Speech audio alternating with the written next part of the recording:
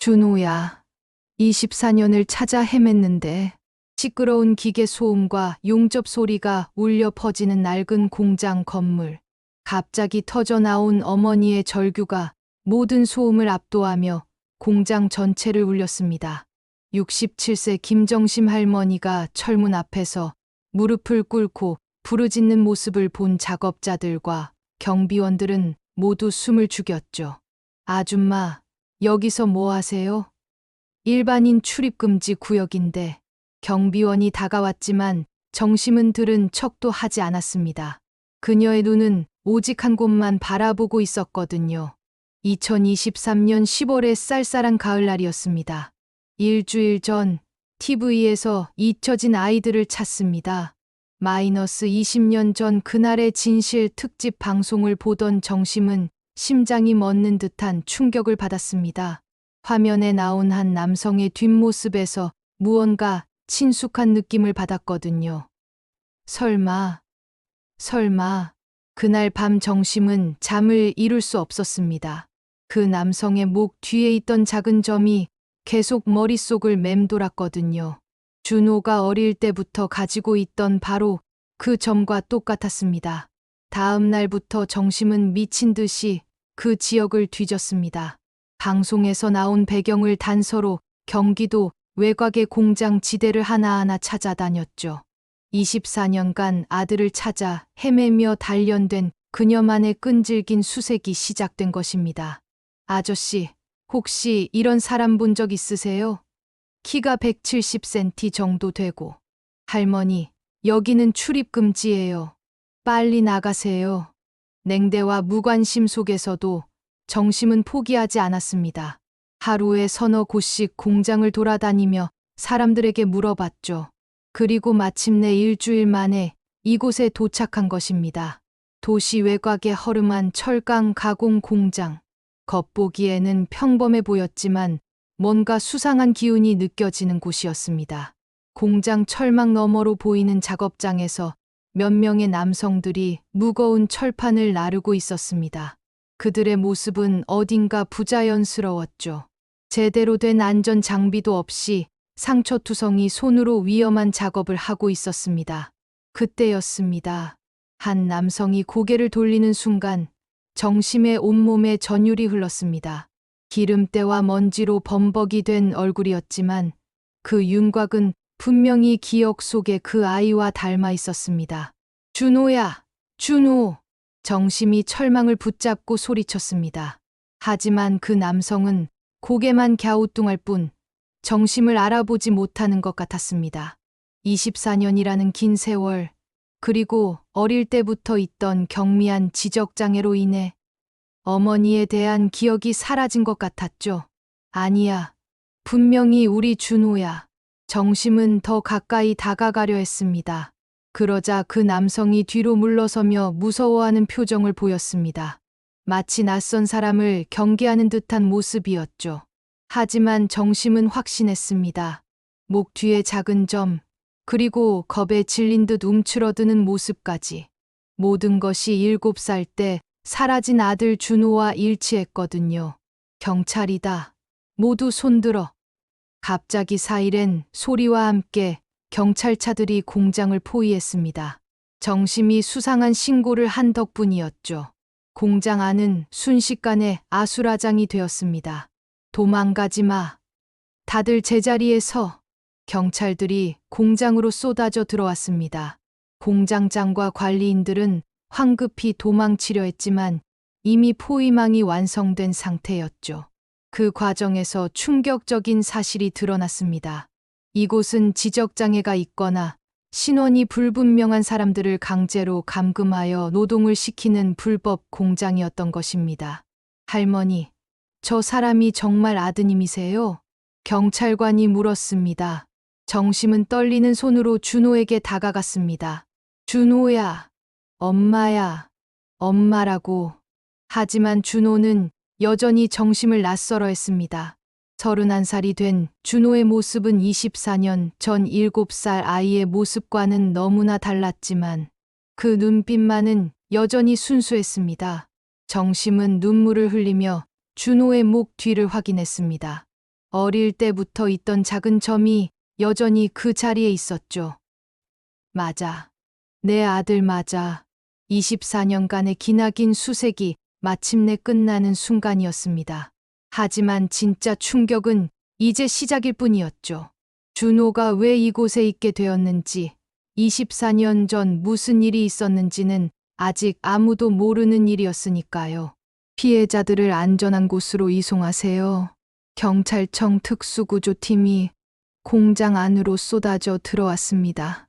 1시간여의 수사 끝에 충격적인 실상이 드러났죠. 이곳에는 준호를 포함해 총 15명의 지적장애인들이 강제로 감금되어 하루 15시간씩 위험한 노동에 시달리고 있었습니다. 이 자식들이 사람을 짐승처럼 공장장 박모 씨 58화 관리인 3명이 수갑을 차고 연행되는 모습을 보며 정심은 분노로 온몸이 떨렸습니다. 24년간 어디서 어떻게 살았을지 생각하니 가슴이 찢어지는 듯했죠. 할머니, 진정하세요. 이제 모든 게 끝났어요. 담당 형사인 이철민 경위가 정심의 어깨를 다독였습니다. 그는 20년 넘게 실종 사건을 담당해온 베테랑이었지만 이렇게 오랜 기간 후에 가족이 재회하는 경우는 처음이었습니다.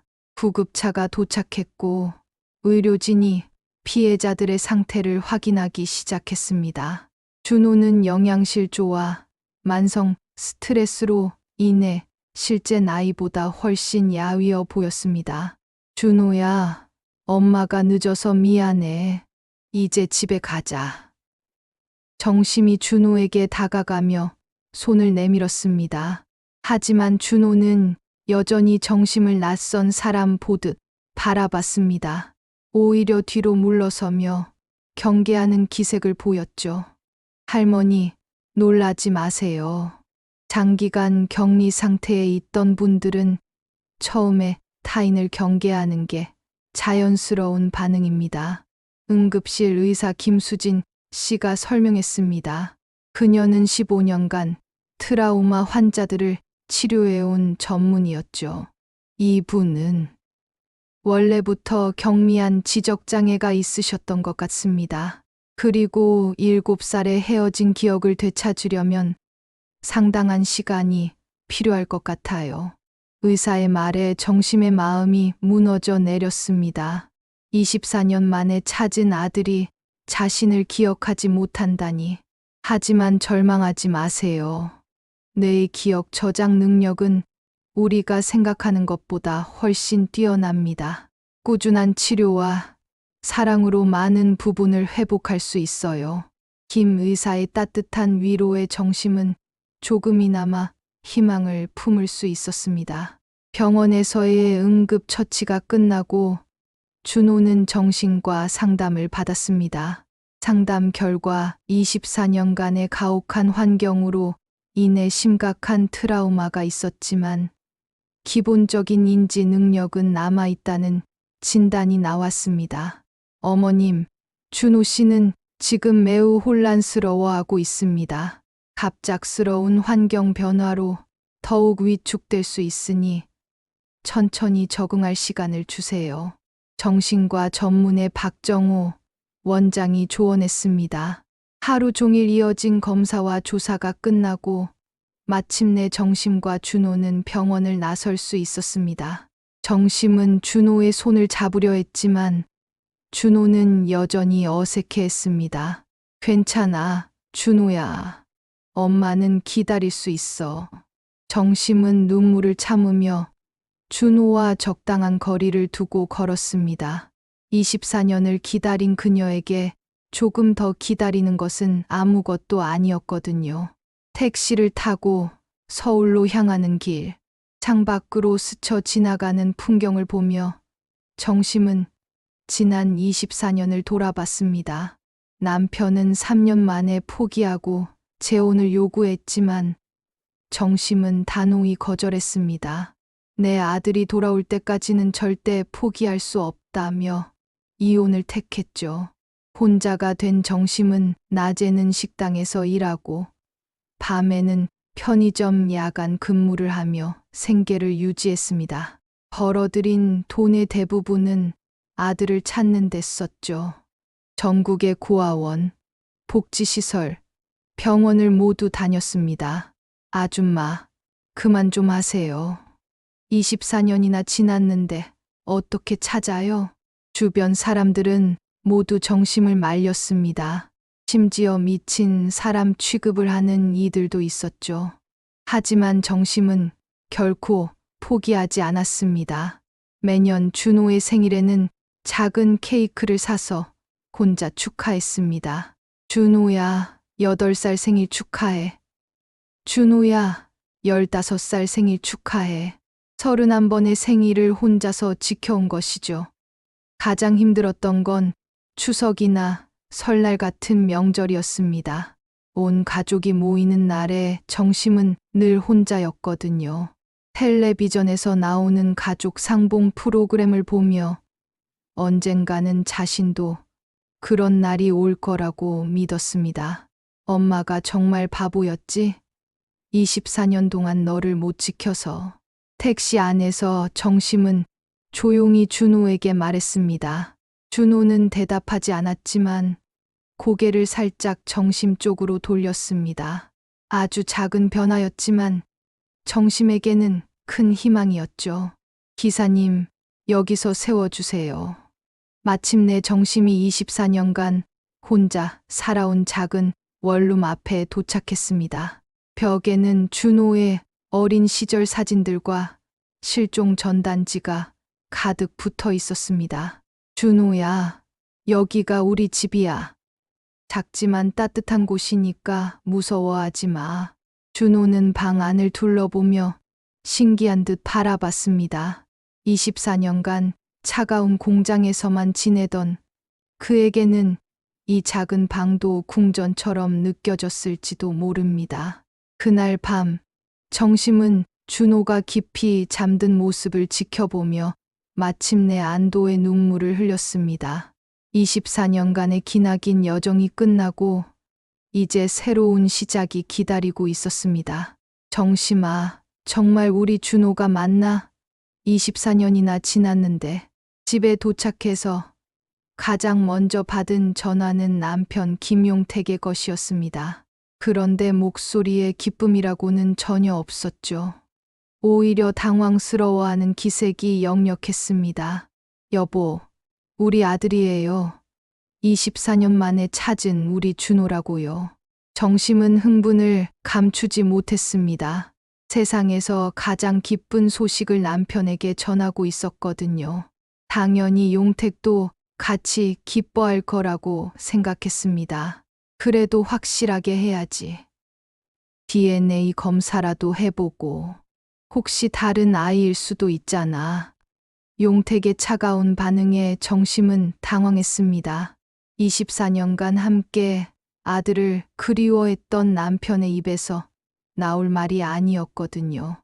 여보, 그게 무슨 말이에요? 목 뒤 점까지 똑같은데. 그때 사업 어려웠던 건 알지만 왜 이렇게 차갑게 반응하세요? 사업이 어려웠다고? 뭔 소리야. 아무튼 일단 병원에서 정확한 검사부터 받아봐. 용택은 정심의 말을 얼버무리며 전화를 끊어버렸습니다. 정심은 핸드폰을 바라보며 의아한 표정을 지었죠. 뭔가 이상했습니다. 그날 밤 용택이 집에 왔습니다. 24년 만에 아들이 돌아온 날인데도 그의 표정은 무겁기만 했습니다. 어디 있어? 준호가? 방에서 자고 있어요. 너무 피곤했나 봐요. 용택은 조심스럽게 방문을 열어봤습니다. 침대에서 깊이 잠든 준호의 모습을 보더니 복잡한 표정을 지었죠. 정말 준호 같기는 하네. 같은 게 아니라 준호예요. 친자식인데 왜 이렇게 말해요? 정심의 언성이 높아졌습니다. 용택의 태도가 도저히 이해되지 않았거든요. 아니야, 그게 아니라 너무 오랜만이라서 실감이 안 나는 거야. 용택은 변명처럼 말했지만 그의 눈빛은 계속 흔들리고 있었습니다. 다음 날 아침, 더 이상한 일이 벌어졌습니다. 준호가 용택의 모습을 보자마자 갑자기 벌벌 떨기 시작한 것이죠. 준호야, 아빠야. 왜 무서워해? 용택이 다가가자 준호는 정심 뒤로 숨었습니다. 마치 용택을 본능적으로 두려워하는 것 같았어요. 이상하네. 왜 나만 보면 저런 반응을 보이지? 용택은 당황하는 기색을 보였지만 정심의 눈에는 그가 오히려 안도하는 것처럼 보였습니다. 마치 준호가 자신을 기억하지 못하는 게 다행이라는 듯한. 여보, 준호가 병원에서 트라우마가 있다고 했어요. 시간이 지나면 나아질 거예요. 그렇겠지. 그런데 정심아, 준호를 집에 두는 게 맞을까? 전문 치료센터에 맡기는 게 어떨까? 용택의 제안에 정심은 깜짝 놀랐습니다. 무슨 소리예요? 24년 만에 찾은 아들을 왜 다시 보내요? 아니, 그게 아니라 여기서는 제대로 된 치료를 받을 수 없잖아. 전문가들이 있는 곳에서. 안 돼요. 절대 안 돼요. 다시는 준호와 떨어져 살 수 없어요. 정심의 단호한 거절에 용택은 더 이상 말하지 못했습니다. 하지만 그의 표정에는 여전히 불안함이 가득했죠. 며칠이 지나면서 용택의 이상한 행동은 계속됐습니다. 준호가 있는 방에는 거의 들어가지 않았고 준호와 눈을 마주치는 것도 피했습니다. 혹시 기억이 되살아나는 건 아닐까? 용택이 혼자 중얼거리는 소리를 정심이 우연히 들었습니다. 무슨 기억을 말하는 걸까요? 여보, 뭔 기억 말하는 거예요? 아무것도 아니야. 그냥 준호가 예전 일들을 기억할까 봐서. 용택은 또다시 얼버무렸습니다. 정심의 의심은 점점 커져갔죠. 더 이상한 건 용택이 준호의 치료에 전혀 관심을 보이지 않는다는 것이었습니다. 병원 예약도 검사 결과도 모두 정심 혼자 챙겼죠. 여보, 내일 준호 정신과 상담 있어요. 같이 가실래요? 미안. 내일 중요한 미팅이 있어서 당신이 알아서 해줘. 24년간 아들을 그리워했던 아버지의 모습이 아니었습니다. 오히려 준호를 피하려고 하는 것 같았어요. 정심은 밤마다 이런 생각에 잠 못 이루는 날이 계속됐습니다. 왜 용택이는 준호를 찾은 걸 기뻐하지 않을까? 왜 자꾸 다른 곳으로 보내려고 할까? 한편 준호는 점점 정심에게 마음을 열기 시작했습니다. 말은 아직 어눌했지만 정심을 따라다니며 도움을 요청하기도 했죠. 준호가 처음으로 엄마라는 말을 했을 때 정심은 눈물을 터뜨렸습니다. 24년을 기다린 그 한마디였거든요. 하지만 용택은 여전히 냉담했습니다. 준호가 엄마라고 부르는 모습을 보고도 전혀 감동하지 않았어요. 용택이 도대체 무슨 생각인 거지? 왜 이렇게 변했을까? 정심의 의심은 날이 갈수록 깊어져 갔습니다. 그리고 며칠 후 신우이 영미의 갑작스러운 방문으로 모든 의문이 풀리게 될 줄은 아직 몰랐죠. 뭔가 숨겨진 비밀이 있다는 불길한 예감이 정심의 마음을 무겁게 짓누르고 있었습니다. 일주일이 지나면서 준호는 조금씩 새로운 환경에 적응해 가기 시작했습니다.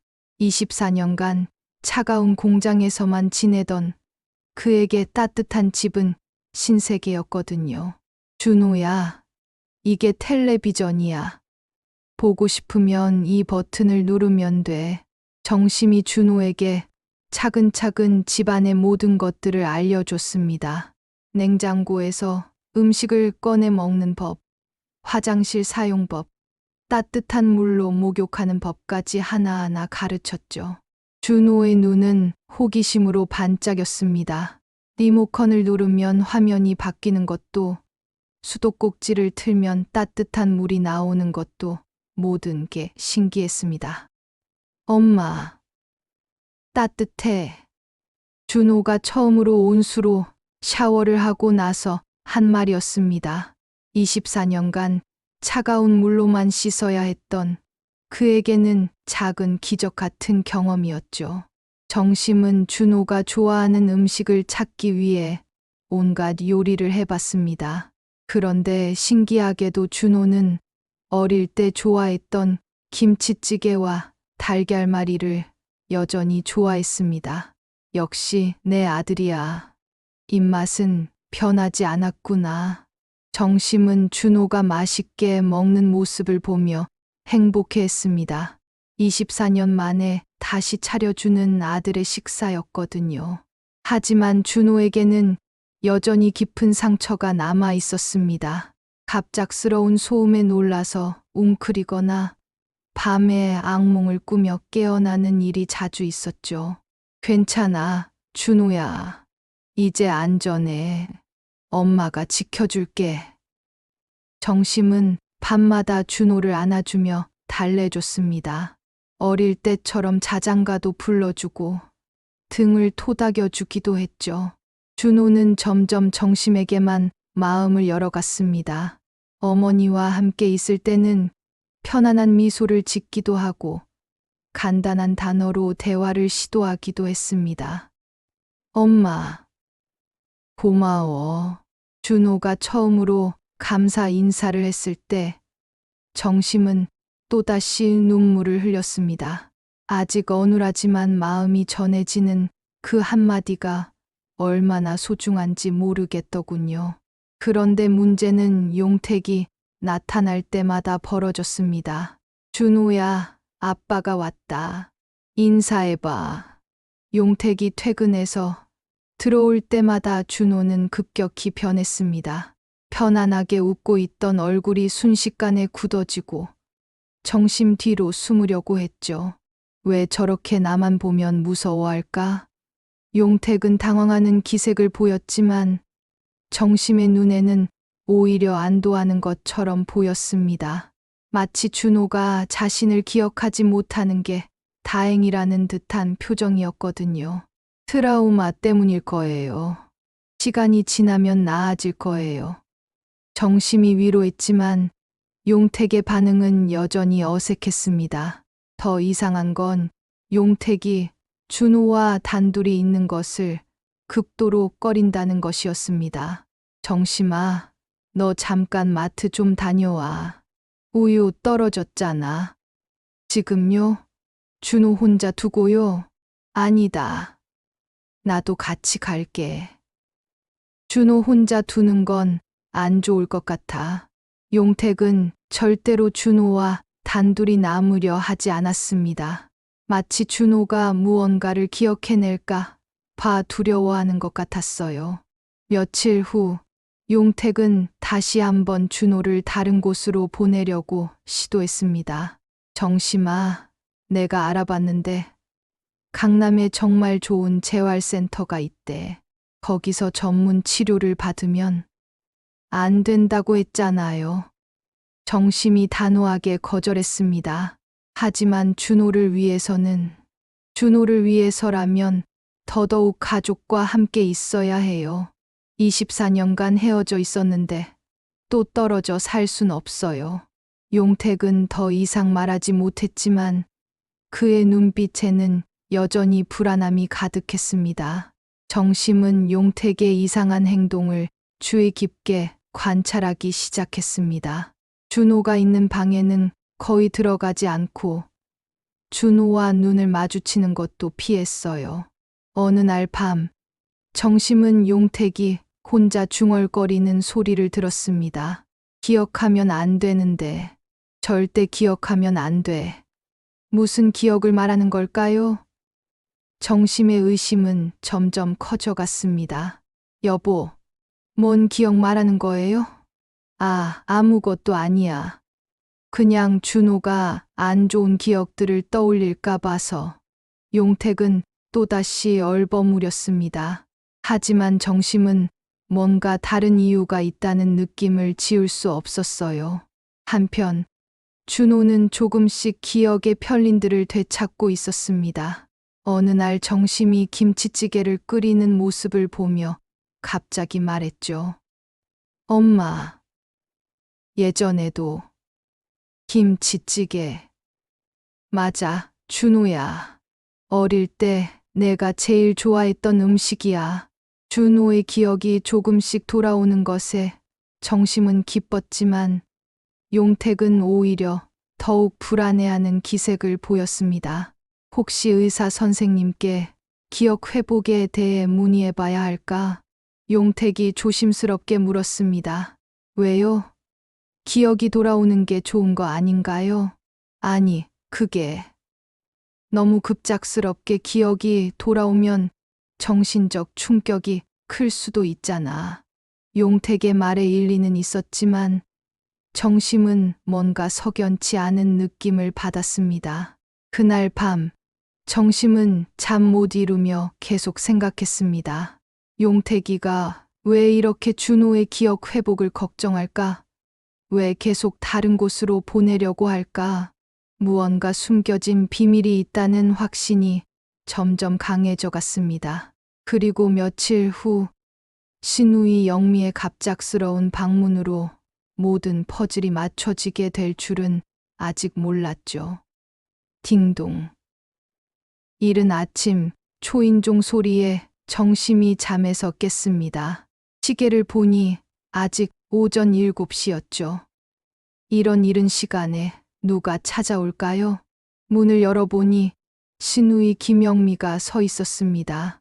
평소 연락도 없이 지내던 그녀가 갑작스럽게 찾아온 것이 의아했어요. 더군다나 얼굴이 창백하고 초조한 기색이 역력했습니다.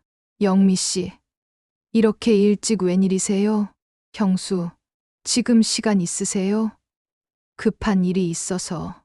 영미의 목소리는 떨리고 있었습니다. 24년간 알고 지낸 신우이지만 이렇게 불안해하는 모습은 처음 보는 것 같았어요. 들어오세요. 준호는 아직 자고 있어요. 거실로 들어온 영미는 계속 주변을 두리번거렸습니다. 마치 누가 엿듣고 있을까 봐 걱정하는 것 같았죠. 혹시 오빠는요? 일찍 출근했어요. 오늘 중요한 회의가 있다고 하더라고요. 영미는 그제서야 안도의 한숨을 쉬었습니다. 뭔가 용택이 없을 때를 노려서 온 것 같았어요. 커피 한 잔 드릴까요? 아니에요, 형수. 시간이 없어요. 영미는 가방에서 신문을 꺼냈습니다. 어제자 지역 신문이었는데 일면에는 공장 강제노역 사건, 24년 전 연관 사건 재수사 착수라는 제목의 기사가 실려 있었어요. 이거 보셨어요? 정심이 신문을 받아보니 준호가 구조된 공장 사건에 대한 후속 보도였습니다. 경찰이 24년 전 이 공장으로 아이들을 공급한 인신매매 조직을 추적하고 있다는 내용이었죠. 당연히 봤어요. 준호를 그곳에 보낸 나쁜 사람들을 꼭 잡아야죠. 형수. 그게. 영미의 목소리가 더욱 작아졌습니다. 경찰이 24년 전 사건을 재수사하기 시작했어요. 준호가 구조되면서 당시 인신매매 조직을 다시 추적하고 있거든요. 그 사람들이 잡히면 우리도 끝이에요. 영미의 말에 정심은 어리둥절했습니다. 우리가 왜요? 우리가 무슨 잘못했다고. 형수는 정말 몰랐구나. 영미는 고개를 떨구며 중얼거렸습니다. 그 모습을 보니 정심의 가슴에 불길한 예감이 스쳤어요. 영미 씨, 무슨 말이에요? 대체 무슨 일인 거예요? 형수, 준호 때문에 왔어요. 큰일 났어요. 영미는 떨리는 손으로 핸드폰을 꺼냈습니다. 경찰서에서 온 문자 메시지였어요. 어제 경찰서에서 연락이 왔어요. 24년 전 준호 실종 사건과 관련해서 참고인으로 조사를 받으러 나오라고 했어요. 정심의 얼굴이 창백해졌습니다. 참고인이요? 왜 영미 씨가? 그때 저도 관련이 있었거든요. 영미의 고백에 정심은 충격을 받았습니다. 신우이가 준호 실종과 관련이 있다니 도저히 믿을 수 없었어요. 무슨 소리예요? 그때 영미 씨는 우리와 함께 준호를 찾아다녔잖아요. 저도 24년간 이 비밀을 안고 살아왔어요. 매일 밤 악몽에 시달렸고 형수가 준호 찾는다고 고생하는 모습을 보면서도 차마 말할 수가 없었어요. 영미의 눈에서 눈물이 흘러내렸습니다. 24년간 억눌러왔던 감정이 터져 나오는 것 같았어요. 사실 저는 24년간 양심의 가책에 시달렸어요. 특히 형수가 전국을 돌아다니며 준호를 찾을 때마다 죄책감으로 미칠 것 같았어요. 정심은 영미의 말을 듣고 있는 것조차 힘들었습니다. 가장 믿었던 가족이 자신을 속여왔다는 사실이 믿어지지 않았거든요. 그런데 이제 어차피 들통날 거라면 형수한테라도 진실을 말씀드리고 싶어요. 더 이상 이 비밀을 혼자 짊어지고 살 수는 없어요. 영미는 가방에서 낡은 녹음기를 꺼냈습니다. 카세트 테이프가 들어있는 오래된 녹음기였어요. 이게 뭐예요? 24년 전. 그날 밤의 대화입니다. 정심의 손이 떨렸습니다. 무슨 대화일까요? 그때 저도 무서웠어요. 오빠가 나중에 저한테 죄를 다 뒤집어 씌울까봐. 그래서 몰래 녹음해뒀어요. 이제 어차피 경찰 수사로 다 밝혀질 텐데 저라도 먼저 자백해서 정상 참작을 받고 싶어요. 영미의 손이 녹음기의 재생 버튼 위에 올려졌습니다. 형수, 정말 준비되셨어요? 이걸 들으시면 오빠에 대한 생각이 완전히 바뀔 거예요. 정심은 숨을 멈춘 채 영미를 바라봤습니다. 24년간 품어왔던 모든 의문이 이 녹음기에 담겨 있다는 직감이 들었어요. 들려주세요. 정심의 목소리는 떨리고 있었지만 단호했습니다. 이제 진실을 알고 싶었어요. 아무리 충격적인 내용이라도 말이에요. 영미가 재생 버튼을 눌렀습니다. 24년 전 그날 밤의 대화가 흘러나오기 시작했어요. 먼저 용택의 목소리가 들렸습니다. 영미야, 정말 이렇게 하는 게 맞을까? 그 다음은 영미의 목소리였습니다.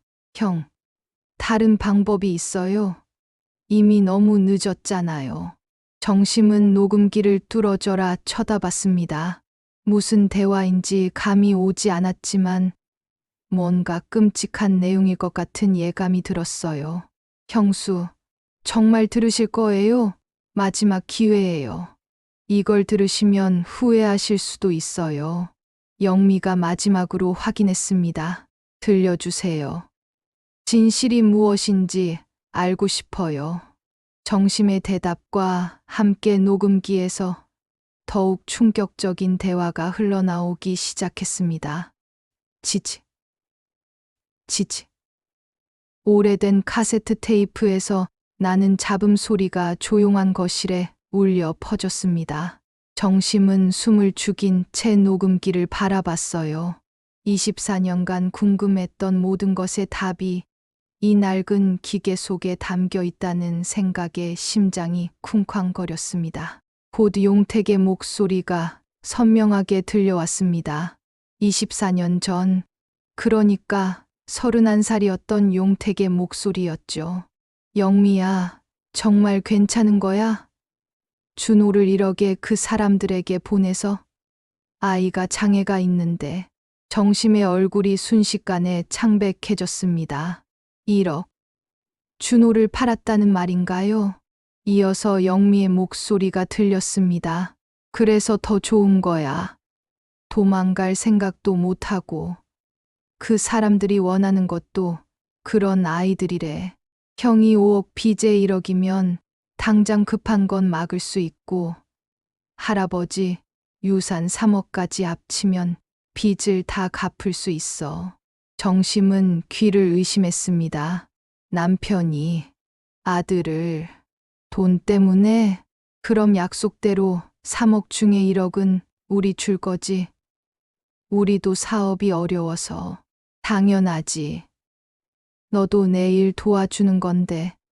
그리고 솔직히 정심이가 준호 케어하느라 너무 힘들어하는 모습을 보는 게 싫었잖아. 맞아. 매일 울면서 못 살겠다고 하고. 차라리 이게 모두를 위해서일 수도 있어. 정심은 충격의 녹음기를 바닥에 떨어뜨렸습니다. 쿵 소리와 함께 녹음이 멈췄어요. 안 돼. 이럴 수가 없어. 정심의 목소리는 떨리고 있었습니다. 24년 전 사업이 어려웠던 건 알고 있었지만 남편이 장애가 있는 아들을 1억에 팔았다는 것이었습니다. 형수, 진정하세요. 영미가 정심의 어깨를 잡으려 했지만 정심은 그 손을 뿌리쳤습니다. 진정하라고. 내 남편이 내 아들을 팔았는데 어떻게 진정해요? 정심의 목소리는 점점 커졌습니다. 24년간 억눌러 왔던 모든 감정이 한꺼번에 폭발하는 것 같았어요. 장애가 있어서 더 좋다고? 도망갈 생각도 못 한다고. 그게 사람이 할 말이야? 정심의 분노가 하늘을 찔렀습니다. 가장 약한 아이를 이용했다는 사실에 온몸이 떨렸어요. 형수, 저도 그때는 정말 당신도 공범이었구나.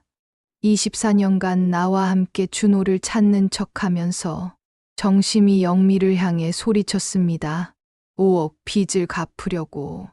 내 아들을 1억에 팔고 할아버지 유산까지 가로챈 거야.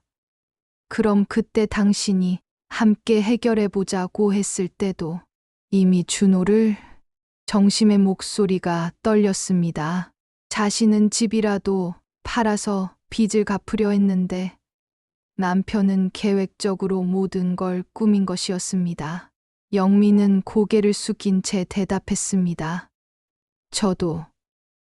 오빠가 3억 중에 1억을 저한테 주기로 했어요. 제 남편 사업도 어려웠거든요.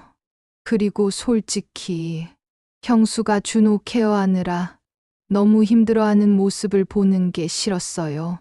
매일 울면서 못 살겠다고 하시고. 그게 변명이 돼요? 내가 힘들어한다고 해서 내 아들을 팔아도 된다는 거예요? 영미는 눈물을 흘리며 고개를 숙였습니다. 그때는 차라리 이게 모두를 위한 일이라고 스스로를 속였어요. 하지만 변명에 불과했죠. 정말 죄송해요, 형수. 정심은 주저앉으며 머리를 감쌌습니다. 24년간 미친 듯이 찾아 헤맨 아들을 남편이 돈 때문에 팔았다는 사실이 받아들여지지 않았어요. 하지만 형수, 진짜 이유는 따로 있어요. 영미가 조심스럽게 말했습니다. 더 있다고요? 영미는 가방에서 또 다른 서류를 꺼냈습니다. 오래되고 누런 종이었는데 할아버지의 인장이 찍힌 유언장이었어요. 이게 뭐예요? 할아버지의 유언장입니다. 오빠가 준호를 판 진짜 이유는 빚 때문만이 아니었어요. 정심이 유언장을 받아들었습니다. 거기에는 충격적인 내용이 적혀 있었어요. 손자 김준호에게 전 재산을 물려준다. 할아버지가 준호에게만 전 재산을 물려주기로 했거든요. 시가 3억 원짜리 땅이었죠. 정심은 온몸이 떨렸습니다. 준호를 1억에 팔고 3억 유산까지 가로채면 총 4억.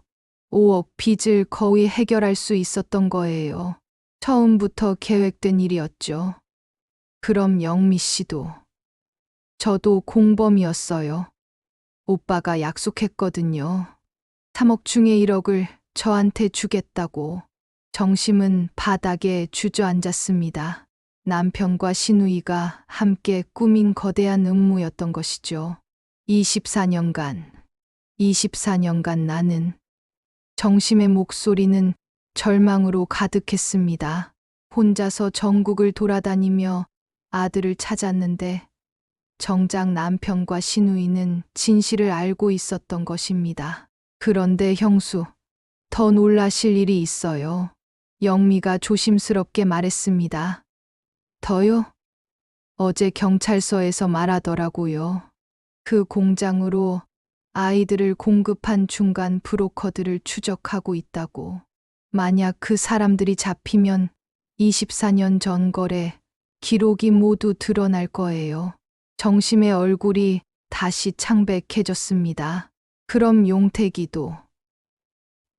네. 그래서 제가 먼저 자백하려고 해요.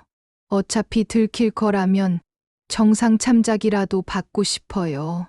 영미는 떨리는 손으로 핸드폰을 꺼냈습니다.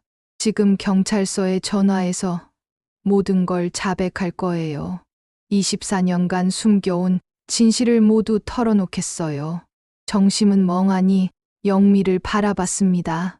24년간 믿어왔던 모든 것이 무너져 내리는 기분이었어요. 형수, 정말 죄송해요. 이제서야 용기를 내서. 하지만 정심의 귀에는 영미의 사과가 들리지 않았습니다. 머릿속에는 준호의 어린 얼굴만 떠올랐거든요. 7살 아이가 얼마나 무서웠을까? 엄마를 얼마나 그리워했을까? 그때 방문이 열리며 준호가 나타났습니다. 엄마, 무슨 일이야? 준호가 정심의 눈물을 보고 걱정스럽게 물었습니다. 아직 어눌하지만 어머니를 걱정하는 마음이 전해졌어요. 정심은 준호를 끌어안으며 울음을 터뜨렸습니다. 준호야, 엄마가 미안해. 엄마가 너를 지켜주지 못해서. 24년간의 모든 진실이 밝혀지는 순간이었습니다. 여보세요? 서부경찰서 수사과입니까? 24년 전 아동 실종 사건에 대해 제보할 게 있습니다.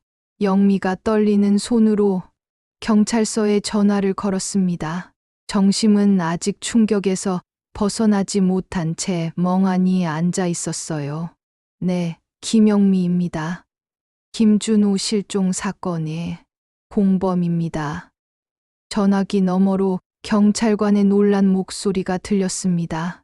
24년 만에 공범이 자수한다는 건 전례 없는 일이었거든요. 지금 즉시 나갈 수 있습니다. 모든 증거도 가지고 있어요. 영미는 전화를 끊고 정심을 바라봤습니다. 형수, 이제 모든 게 시작될 거예요. 경찰 수사, 언론 보도, 힘들 거예요. 정심은 고개를 끄덕였습니다. 아무리 힘들어도 진실이 밝혀져야 한다고 생각했어요. 1시간 후, 정심의 집에 수사관들이 도착했습니다. 강력계 베테랑인 이철민 경위와 여성 수사관 박미선 경위가 함께 왔어요. 안녕하세요, 김정심 씨. 어제 공장에서 뵀었죠. 이런 상황이 될 줄은 몰랐네요.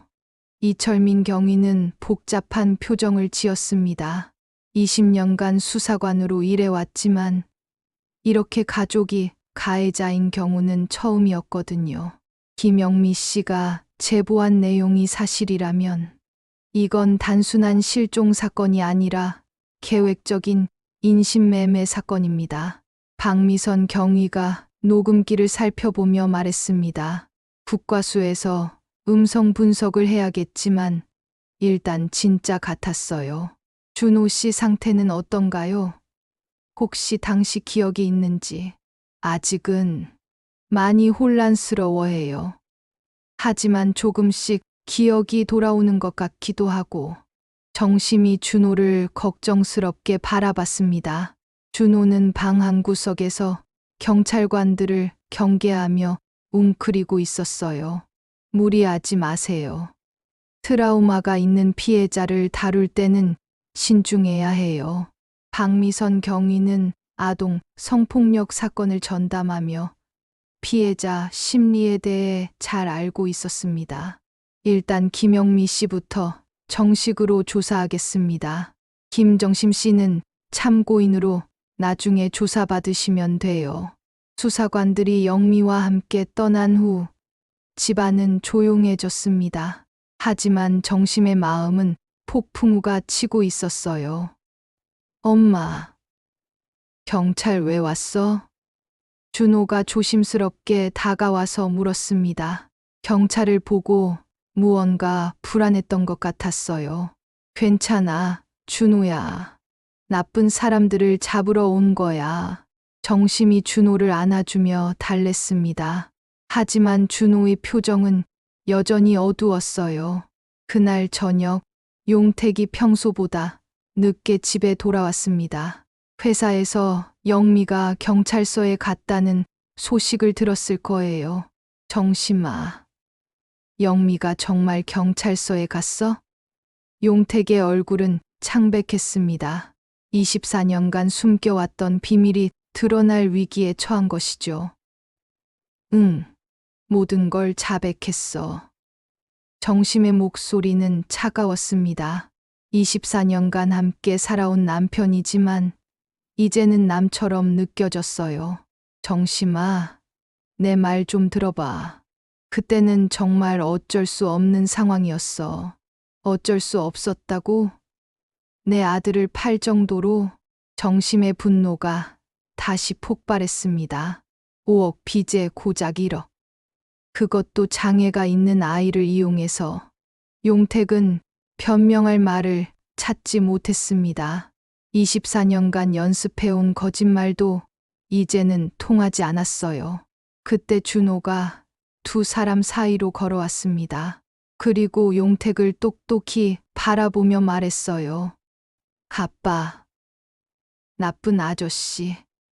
준호의 목소리는 떨리고 있었지만 뭔가를 기억하는 듯한 눈빛이었습니다. 뭐라고? 용택이 놀라며 뒤로 물러섰습니다. 준호야, 뭔가 기억나는 거 있어? 정심이 준호에게 다가갔습니다. 아빠, 나쁜 아저씨들. 돈. 준호가 어눌하게 중얼거렸습니다. 24년간 억압되어 있던 기억이 조금씩 되살아나고 있었어요. 다음 날 경찰서에서 연락이 왔습니다. 준호의 진술을 들어야 한다는 것이었죠. 박미선 경위가 직접 집으로 찾아왔어요. 준호 씨, 무서워하지 마세요. 저는 경찰이지만 여러분을 도우러 온 거예요. 박경위는 부드러운 목소리로 준호를 달랬습니다. 아동 피해자를 다룰 때는 신뢰 관계 형성이 가장 중요했거든요. 준호 씨, 혹시 24년 전 일이 기억나세요? 준호는 고개를 갸우뚱했습니다.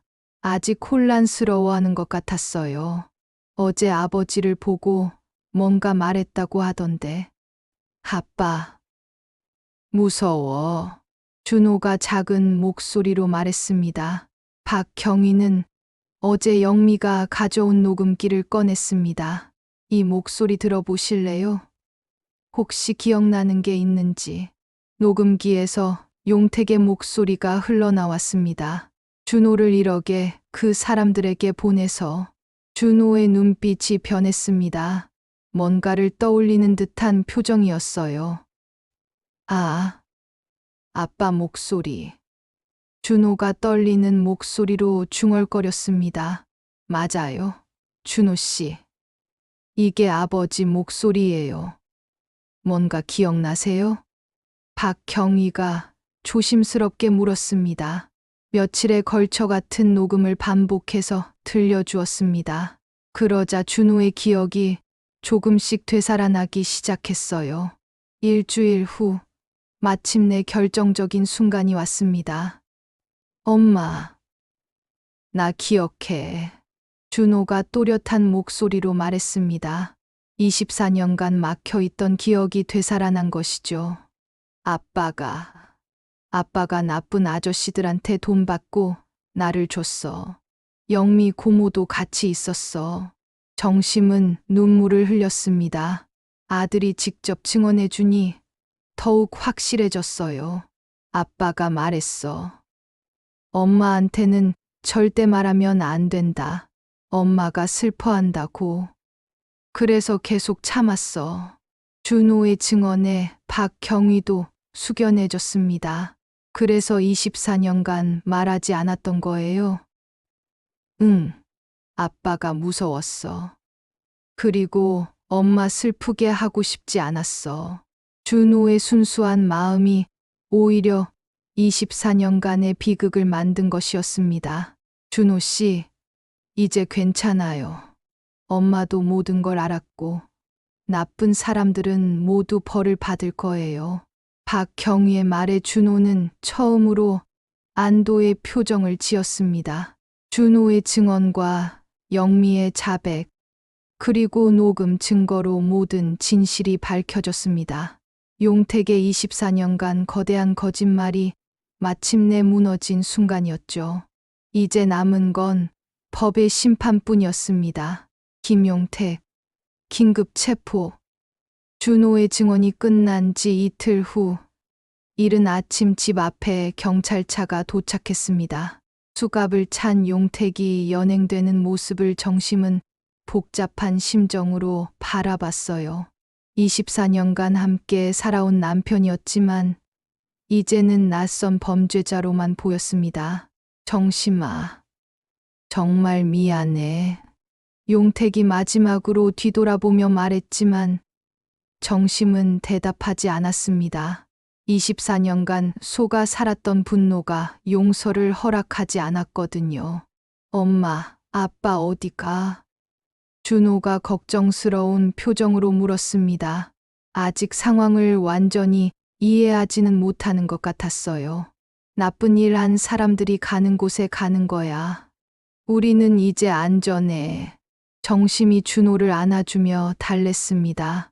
2개월 후, 드디어 첫 공판이 열렸습니다. 서울중앙지법 형사부였죠. 정심은 준호와 함께 법정에 출석했습니다.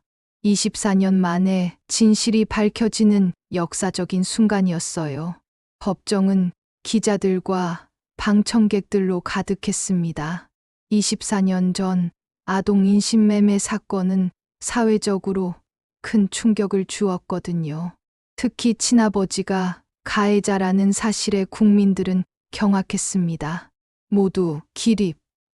판사가 입장하자 법정이 숙연해졌습니다.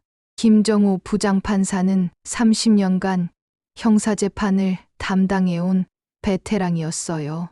피고인석에는 용택과 영미가 앉아 있었습니다.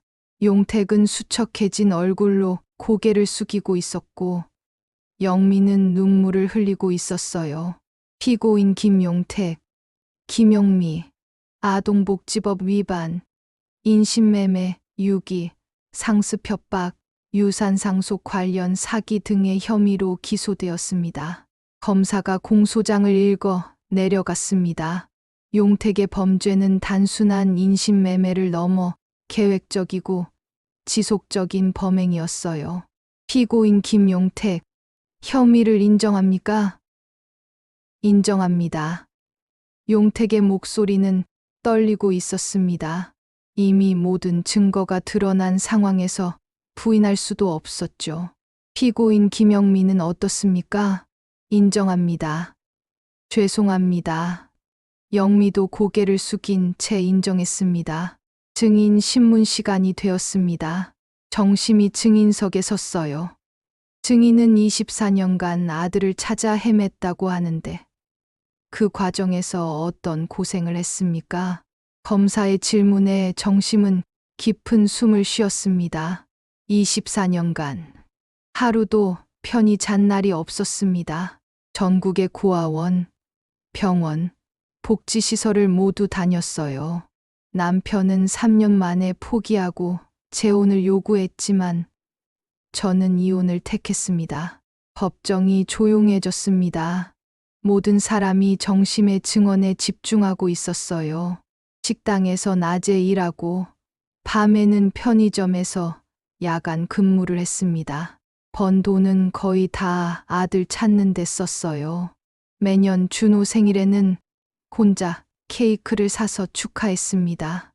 정심의 목소리가 떨렸습니다.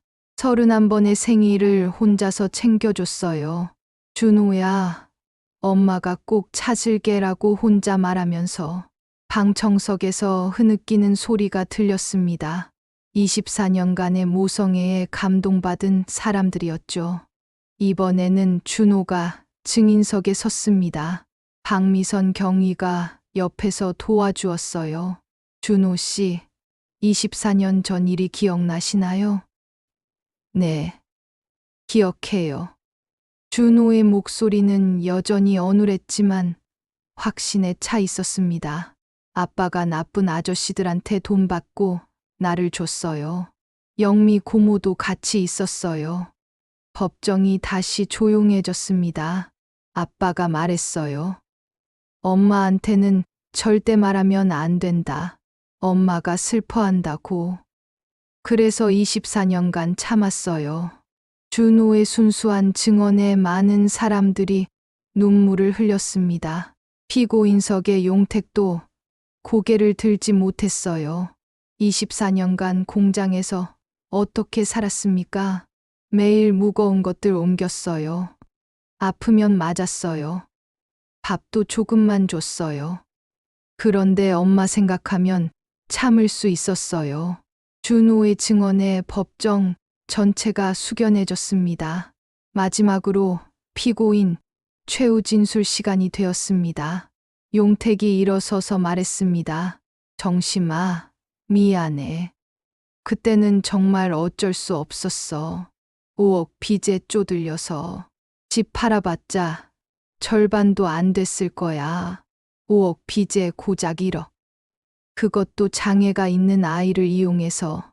정심이 방청석에서 소리쳤습니다. 집을 팔든 뭘 하든 같이 해결하자고 했잖아요. 장애가 있는 아이라서 더 좋다고 했죠. 1억 3억으로 빚 깨끗이 갚으려고 도망갈 수도 없는 장애아를 이용한 거죠. 용택은 더 이상 할 말이 없었습니다. 영미도 일어서서 사과했습니다. 형수, 정말 죄송해요. 그래도 먼저 자백해서 인연은 줄었네. 하지만 1억 때문에, 그런 핑계 때문에 정말 돌이킬 수 없는 일을 했구나. 2주 후 선고 공판이 열렸습니다. 김정호 판사가 엄숙한 목소리로 판결문을 읽기 시작했어요. 피고인 김용택은 친아들에 대한 보호 의무를 저버리고 경제적 이익을 위해 계획적으로 인신매매를 자행했습니다. 특히 피해자가 지적장애가 있다는 점을 악용한 것은 매우 악질적입니다.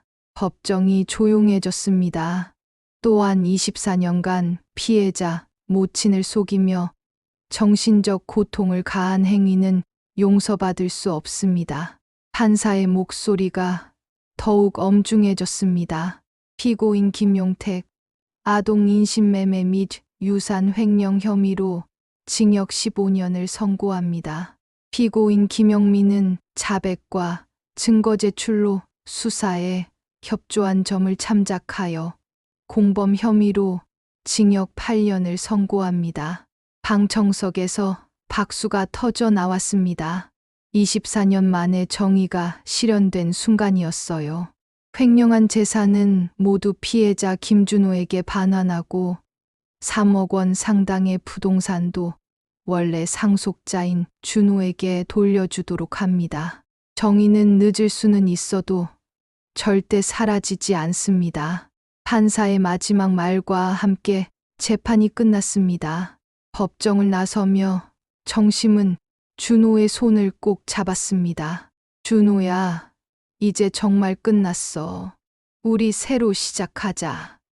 준호가 처음으로 환한 미소를 지었습니다. 엄마, 고마워. 비록 준호가 완전히 예전 모습을 되찾지는 못했지만 매일 조금씩 어머니를 더 많이 기억해냈습니다. 엄마라고 부르는 준호의 목소리를 들을 때마다 정심은 24년간의 고생이 모두 보상받는 기분이었습니다. 할아버지가 남긴 3억 상당의 재산으로 새로운 삶을 시작한 정심과 준호. 때로는 가장 가까운 사람이 가장 큰 적이 될 수도 있다는 쓰라린 교훈을 남기며, 하지만 진실은 결국 밝혀진다는 희망의 메시지를 전해 주었습니다. 어머니 김정심의 24년간 변치 않은 사랑과 의지가 마침내 승리한 것이었습니다. 법정을 나서며 정심은 준호의 손을 꼭 잡았습니다. 준호야, 이제 정말 끝났어. 우리 새로 시작하자.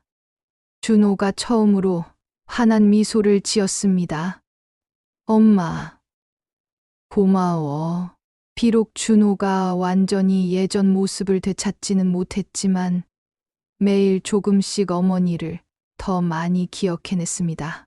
엄마라고 부르는 준호의 목소리를 들을 때마다 정심은 24년간의 고생이 모두 보상받는 기분이었습니다. 오늘 이야기 잘 들어보셨나요?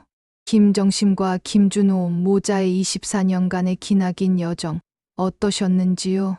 때로는 가장 가까운 사람이 가장 큰 적이 될 수도 있다는 쓰라린 현실을 보여주었지만, 동시에 진정한 모성애와 포기하지 않는 의지가 결국 모든 것을 이겨낼 수 있다는 희망도 전해주었습니다. 정의는 늦을 수는 있어도 절대 사라지지 않는다는 것. 그리고 진실은 언젠가 반드시 밝혀진다는 교훈을 남겨주는 감동적인 이야기였습니다. 어머니 김정심의 24년간 변치 않은 사랑과 의지가 마침내 승리를 거둔 것처럼 여러분도 어떤 어려움이 있더라도 희망을 잃지 마시기 바랍니다. 오늘 이야기가 도움이 되셨다면 구독과 좋아요 버튼 꼭 눌러주세요. 여러분의 작은 관심이 더 좋은 콘텐츠를 만드는 큰 힘이 됩니다. 그리고 댓글로 오늘 이야기에 대한 여러분의 생각도 들려주세요. 모든 댓글 하나하나 소중히 읽겠습니다. 감사합니다.